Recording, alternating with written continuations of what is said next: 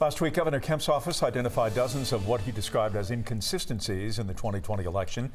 That didn't change the election results, but they were troubling enough, he said, to warrant an investigation by the state election board. Nonpartisan election activists say it is the tip of an election iceberg made more dangerous by conspiracy theorists as they are backing former President Trump's false claims of election fraud. 11 Alive's Doug Richards has been looking into it for us. He joins us live with an update. Doug?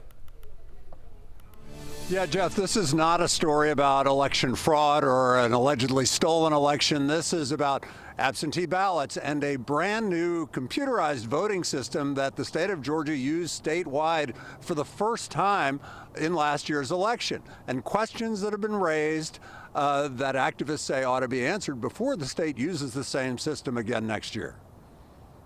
In an effort to be transparent about last year's elections, the Georgia Secretary of State's office has posted on its website thousands of entries detailing last year's vote count at the county and precinct levels. That includes thousands of images from hand counts of individual ballots. Now, Governor Brian Kemp says an analysis of some of that material raises questions about the conduct of the election, calling it sloppy, inconsistent, and saying it does not inspire confidence. Kemp's letter mostly addresses absentee ballots and only targets Fulton County.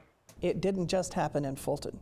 Marilyn Marks leads the nonpartisan Coalition for Good Governance. It includes engineering and software experts who, in 2018, urged the state not to buy a new computerized election system because of concerns it could be hacked, advocating for hand-marked paper ballots instead. Republicans, led by then Secretary of State Kemp, ignored them and bought a new $30 million computerized voting system from Dominion. Mark says the 2020 election issues Kemp identified in Fulton happened statewide. We see machine count errors in both the initial count and the recount.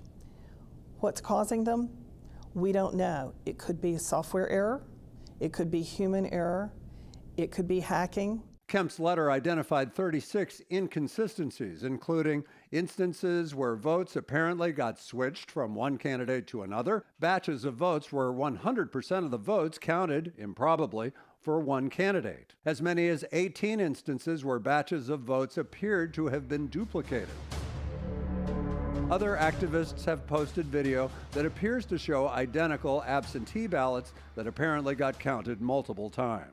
Marks stresses that the errors her organization has found in more than a dozen Georgia counties are offsetting, bipartisan, and don't change Georgia's election results. But she says the state ought to hire an independent auditor to review in detail nagging discrepancies in the election and the two recounts that followed.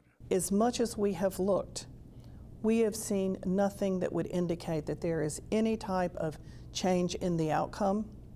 But certainly, we shouldn't be having to rely on the law of offsetting errors to elect the most powerful person in the world.